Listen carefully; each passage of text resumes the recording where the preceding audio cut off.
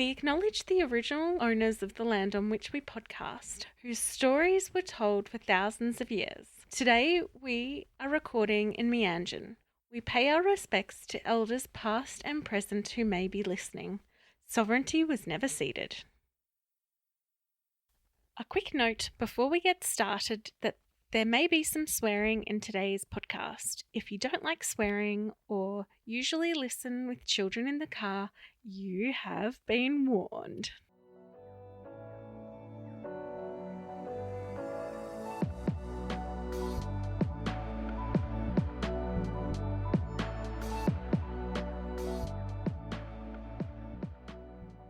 You're listening to What in the NDIS Now, a podcast where I, Hannah Redford, and my friend Sam Rosenbaum interview participants and providers about all things NDIS.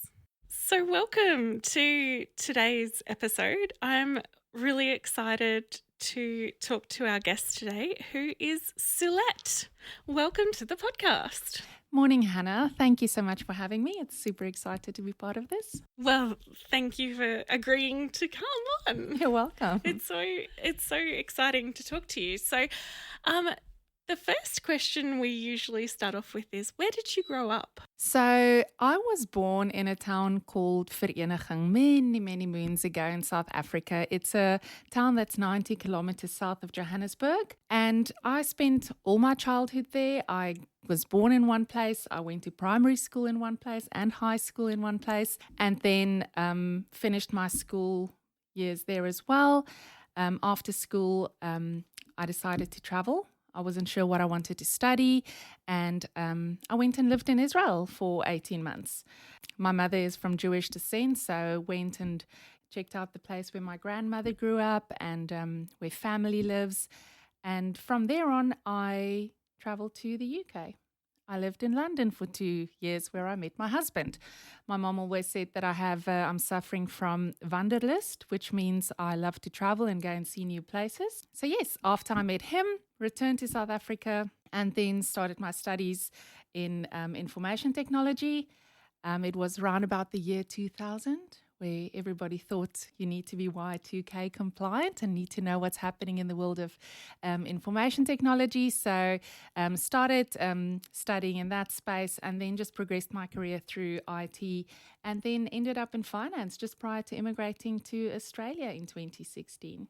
Oh, wow, that's a really interesting story. So I think you had said that English isn't your first language. So what was your first language? My first language is Afrikaans, so it's similar to Dutch. I don't speak Dutch, but I can understand it when somebody speaks in Dutch to me. So yes, we speak it at home, and I normally after 4 or 5 in the afternoon, my English disappears. So then my kids start making fun of me for translating directly from Afrikaans to English if I speak to somebody in English. But that's my mother tongue, and English is not. Well, so when did you learn English? It's part of the compulsory languages in school. So you start learning it from age 7. In South Africa, you start going to school slightly later than you normally do in Australia.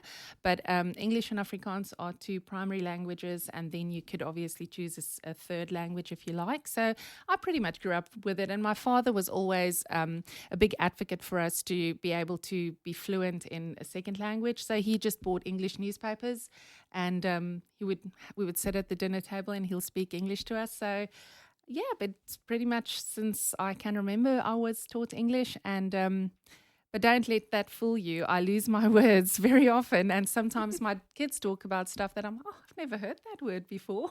So still learning. Oh, yeah. I mean, I still learn new words myself, so that's a lifelong pursuit. Exactly. The English language exactly. is bizarre. Oh, awesome. Thank you. So the next question is, what brought you into the disability sector? We immigrated in 2016 as a family, moved countries, came to Sydney, and coming from a financial and an IT background, I made the conscious decision not to do anything for the first 6 months, given that I wanted to settle the kids, and getting all my reaccreditations to become a financial planner in Australia was quite lengthy and tedious. And I decided, no, I'm just going to take 6 months, make sure the kids are okay. My husband traveled quite a bit, so I was pretty much a single mom during that time. As you do, in a new country without any support system or any family or friends, I pretty much just clean my house every day to make sure that everything is spick and span. And one day I got a lady to come and clean my carpets on my stairs, which is cream carpets on stairs. Do not ask me why people put cream carpets on stairs, but it was there and I had this immense urge to get it clean. So this lovely lady came to my house and she cleaned my stairs. And we started talking about, so what is it you do? And she was a support worker. She was working for an organization.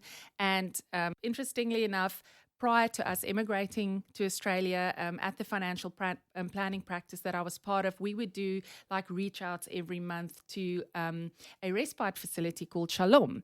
Now, there is no federal funding in South Africa like the NDIS. You're pretty much on your own. It's the goodness of people's hearts and volunteers. So we would go once a month and just go and do something nice. We would go and clean up the gardens. We would put new fresh linen, curtains, paint, have Christmas parties.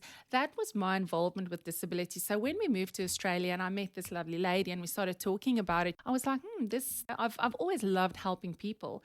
And it's always something that I felt very passionate about, and making sure that there's an advocate for somebody who can't advocate for themselves. So long story short, she told me what she was doing and she's like, if you're ever interested, just let us know. At that stage, my son only had 2 days at kindy. I couldn't get any more days. They were full.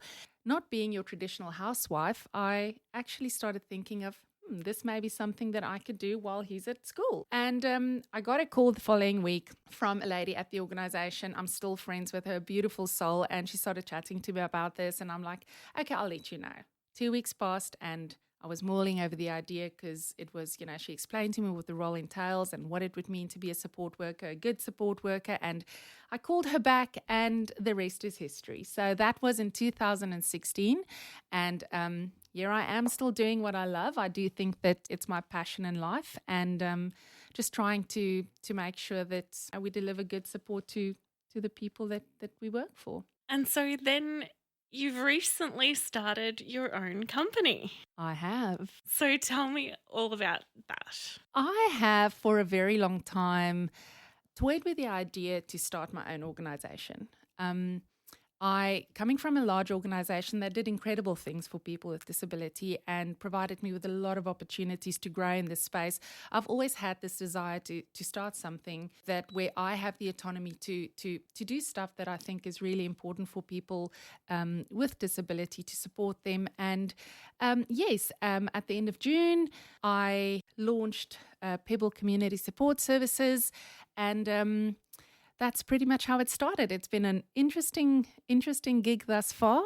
It's always easier when somebody else does the work for you, right? So when you've got to do it, it kind of takes the flaps of your eyes. Learning every single day, but super exciting and looking forward to see where and what we can do in this space. Yeah, I love that. So your passion is also some employment for people with disabilities?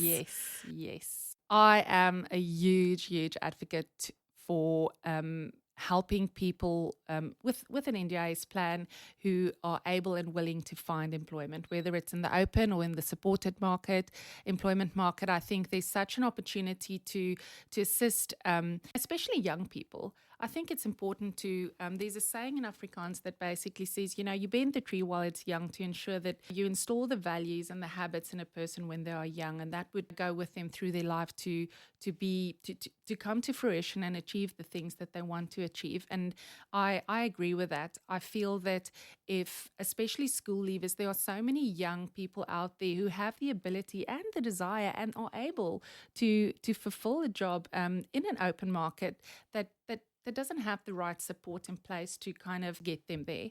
So I think that if you could help somebody to obtain employment sooner rather than later, that they can grow into that space, better for everybody. They become independent. They take up their rightful place in society. They feel like they're contributing to society as well. And it's just all around positive. So I would love to see more young people, instead of hanging around in parks or going to the bowling alley, to actively work towards a goal, which should be, I think, employment, because it's available with the right support.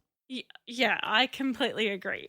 Employment is really important, and that anyone can do it with the right support. 100%. It's just figuring out what that correct support what the support looks like to be able to support that. I love what you said about not going bowling, because it's one of Karen Lorenzon's most hated thing is that all the time you see a person with a disability, oh, we must go bowling.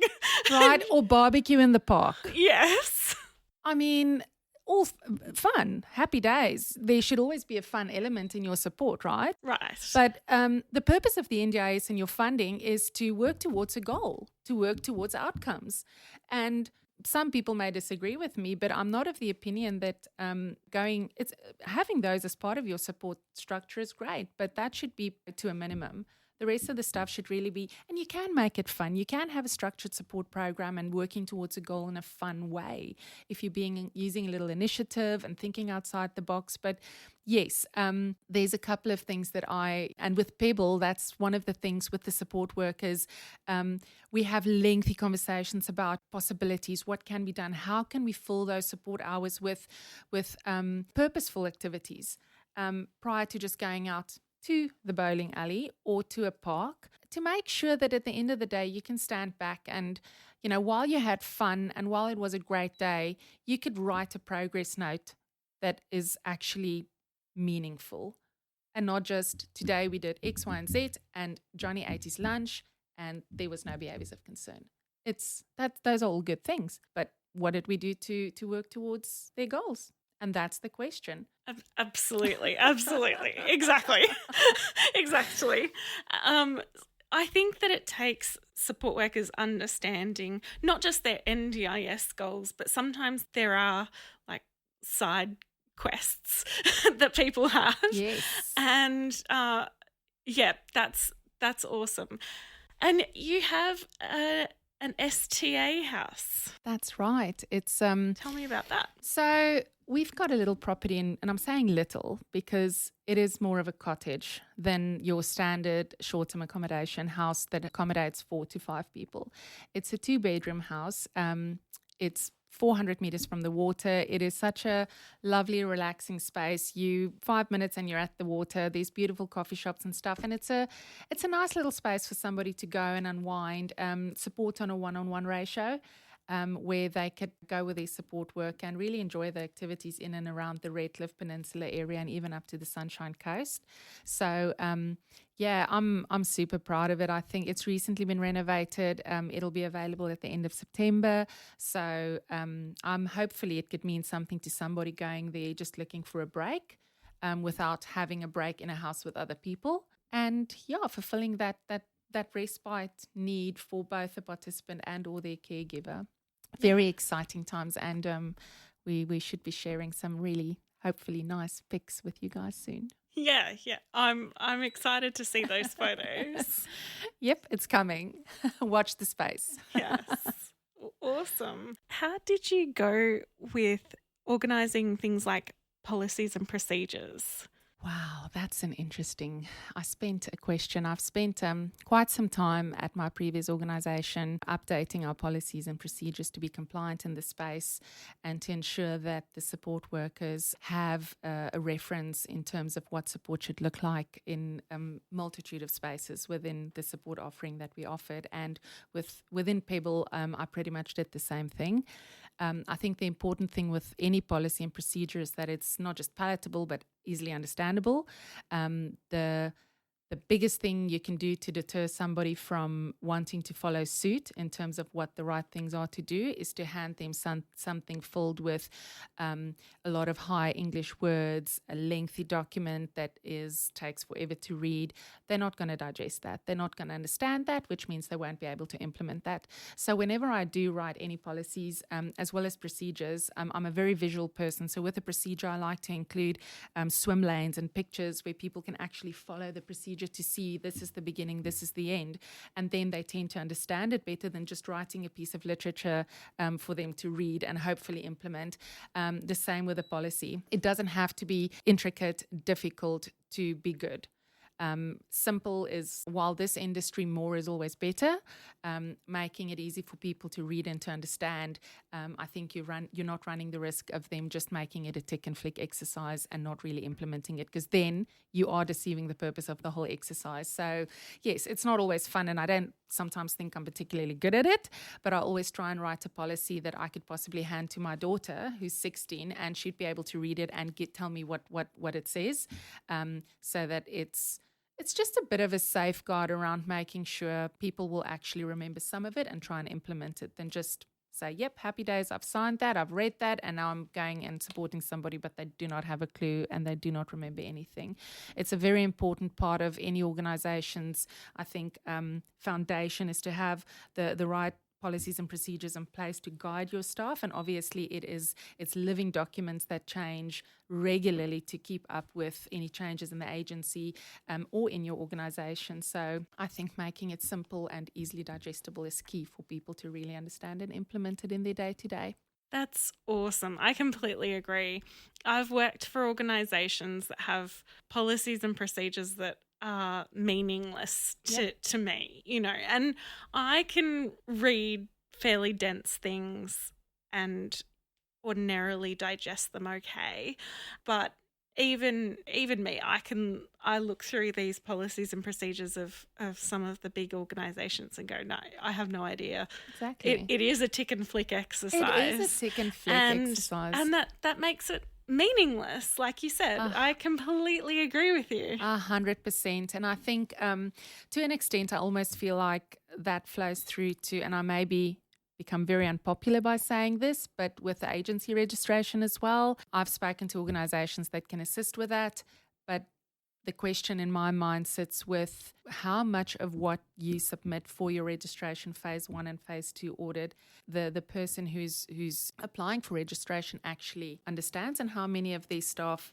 actually understands it, where, look, it's good to be registered, and I do think moving forward in the future, Pebble would definitely follow that path. But if it's a tick and flick, we're wasting everyone's time. Right. And we're deceiving the purpose of the exercise. It needs to be something that people actually understand, because that's why you have them. Yeah, I've seen it so often where people have just purchased their policies and procedures from blah company, and then they've gotten an audit, and the audit puts them through because they have all the policies and procedures there and everything in the correct spot, and that's all it really is. Then the person pops out the other end with registration and they go, oh, what do I do now? Or they've registered for something that they don't even understand. Yep, that's unfortunately true. And I think the thing with Pebble at the moment is that we're an unregistered provider, but in terms of HRWHS, policies and procedures, all of those things are in place. And I physically had to put some work into those things to make it fit for purpose in Pebble. So I think that at this stage, I've got a pretty good understanding what those things look like. And hopefully that'll put us in good stead when we do decide to go for registration, because I think half of that stuff I'm already doing as an unregistered provider to be compliant in this space. So, but yeah, 100% agree with what you said. And you've decided to team up with Me Plus More. Oh, Tara. Tell me how that came about. Look, again, just looking at the amazing stuff they do. I was floored when she told me that she struggles to find people to partner with in that space, organizations. It comes back to building that capacity again and helping people understand employment from an holistic point of view. It's not about just writing a resume, going for an interview and getting a job. There's a ton of stuff around that to assist you to not only get a job, but to keep a job. And I think the way she presents it and the platform they have, the online platform, is just super smart. It is fun. It's purposeful. It's got all the modules and workbooks to guide people through at their pace, making it easy to understand. I just cannot believe that not every single organization makes use of that, because it's such a great space. So with me and Tara, I've said to her, look, I think Sulett is great, but I've not seen, if I say I haven't seen, I think that wouldn't be correct. I've seen some good Sulett programs and I've seen some not so good Sulett programs. But given that you can provide core employment support through your core funding, I think she opened up a whole new space where you enable and equip support workers to where you don't necessarily need to have a vocational training. You can have your support worker facilitate that employment support through their day-to-day, again bringing some meaningful activities into their support hours, not going to the park. And that's just amazing. It guides support workers and it teaches them what support should look like moving forward. I just think there's just too many good things to mention everything in one sentence. She's doing a phenomenal job, and I really look forward to partnering with her on this, because I think Pebble doing the support with the assistance of Me Plus More to guide support workers to really achieve those outcomes is just super exciting, and I can't wait to see how this realizes moving forward. But yeah, she's doing a phenomenal job. Massive tick of approval. I'll have to get you back again to tell me in 6 months' time how it's all going. Yes. I'm catching up with her tomorrow. We've got plans. Yes. Oh, exciting. What I love too about Me Plus More is that she also has the physical paper copy if you need that. Workbooks. Yep. If on screen is not your thing, whatever is that barrier, she can also send you out the paper copy. And exactly. I just think that's an awesome offering. Yep, it's on at your pace. Yes. And that's another thing with the whole Sulett module that I kind of, being in groups and stuff, that's fine. Yeah. But how do you, unless you have rolling starts, how do you ensure that everybody stays on track? Not everybody learns at the same speed or at the same pace. Yeah. And that's why, I agree. I think it's very individualized, and it allows the person to learn at a pace suitable to them and allow their support worker to support them.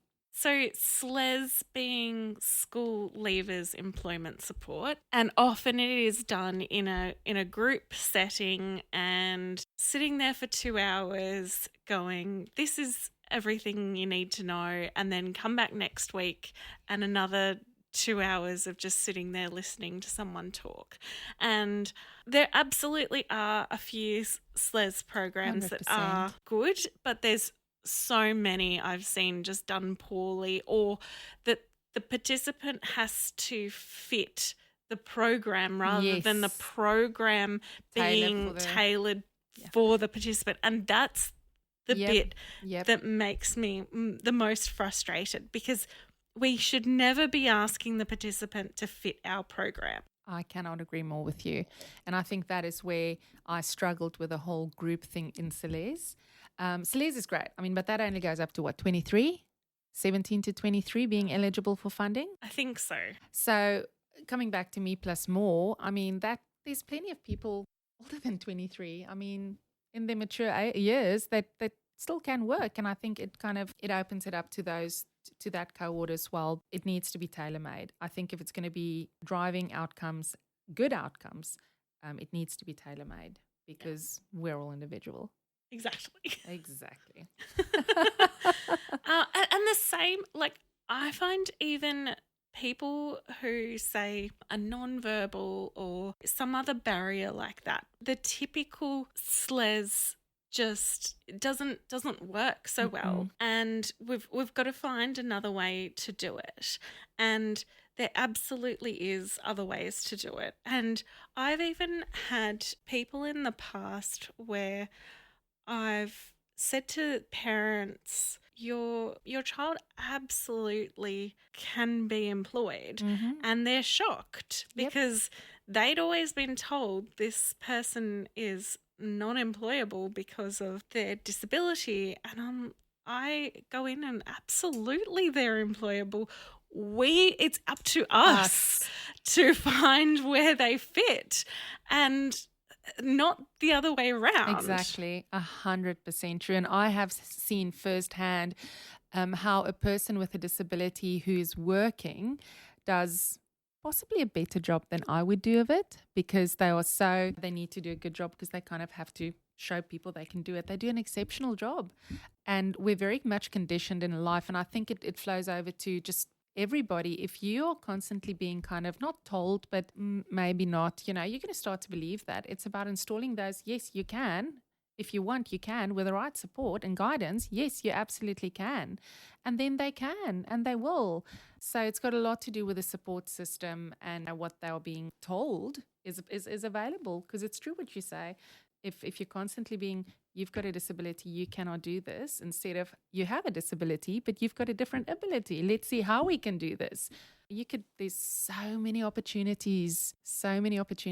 And I think it's very exciting to be a part in this space, because you could really make a positive difference, not just in the life of the person with a disability, but their whole family, their carers, their support workers.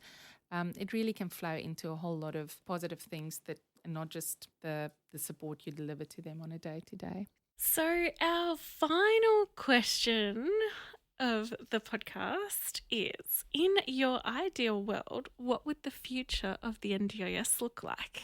Oh, there's so many things. And I think starting Pebble in the last couple of months, I have had moments where I'm like, are you joking me?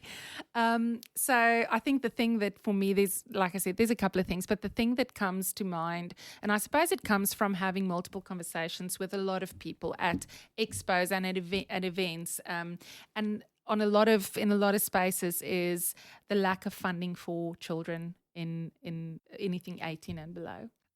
Capacity building, great. It doesn't always even cover all the therapies required, but that core component is, I think, super important. And it takes me back to what I said initially in terms of implementing positive changes and opportunities for a person when they're young. Because while therapy is super important, the social and community aspect of their support is very important, because they were going to grow up and they need to be able to take their rightful place in society. So I think funding in that space is something that I've spoken to so many people, and there's always like, I just don't have enough funding, so we can't do this X, Y, and Z. And I think that is something that in an ideal world, the NDIS would look at and actually review and give appropriate funding based on the support needs of the participant, not because they're young and they go to school and they just need the odd therapy session here and there. They do need community access. They do need social and community participation. And just making it a bit more accessible and easier to navigate would be nice too. I've had a field day the last 2 months. Yes, I feel for people having to start the access process on their own without a brilliant support coordinator like yourself, or a good support system at home, because it's not easy. It is not easy. So streamline and client-centric funding, I think that's super important. I see very often that people just get funding. It's rolling over. Oh, is that fulfilling the purpose of the exercise, to make sure that their supports are tailored to their support needs? Who knows? But yeah, I would think that for me, that would be a great start to enable younger people to get the support they need sooner rather than later in all aspects of their funding and their plan. Yes, this is huge for me. I feel like sort of like throwing my hands up, justify, because you're not the only one, Hannah. Yeah, the funding for kids is, there are times when it's like, it is so frustrating, and I'm like, if one more person tells me it's parental responsibility, just no, it is not. Because parents of children who do not have disabilities do not have the extra stresses and difficulties that we have, and 100%. just go like, and parental responsibility, shut up. And you need to, again, it's bigger than just more funding. It's the the saying happy wife, happy life. It's happy mom and dad, happy kids, happy household. It's so important. So yes, I feel for me that would be possibly my big tick in terms of just make sure that you when the planner sits there and they do the plan, look at the support needs of the participant. But mom and dad, they need to work to earn a living. There's a lot of other things to take into consideration, but make sure they've got adequate funding because, yes, they go to school, but there's so much more than just therapy. And in some instances, there's not even enough for all the therapy they required. So it's like I always say special kids get special parents because they do a ton and it should be commended for everything they do in that space. Yeah, even as a support coordinator, my heart breaks constantly for the kids and the parents because I know what it feels like. And I've been lucky a few times that I actually have been able to get a few people under 18 some decent core funding, but it is a bigger struggle definitely for those in the under the early childhood. So now the under 9s, what was the under 7s, is even a bigger nightmare to get them any sort of funding. But definitely anyone under 18, it's just mind-bogglingly difficult. And yes, everything that you have said, it makes me so angry sometimes when I'm like... Makes you feel like, powerless because aside from being a mom and aside from there's a heap of other stuff that needs to be taken care of. And I don't think that the support is always, the funding is always available to enable that support to be provided to the person. So it would be great if that could be just accurate based on the actual support needs. Yes. Well, thank you so much for coming on the podcast. Oh, thank you. It was lovely to be here and thanks for having me. Yes. Always lovely chatting to you. And we'll talk to you next time. Thank you, Hannah. Bye. Bye. Thank you for listening. Please share with people you know. You can email us at whatinthendispod@gmail.com. To contact me, it's hannah@tulipcoordination.com.au. And to contact Sam, it's sam@rosenbaum.consulting. Until next time, as the Green Brothers say, don't forget to be awesome.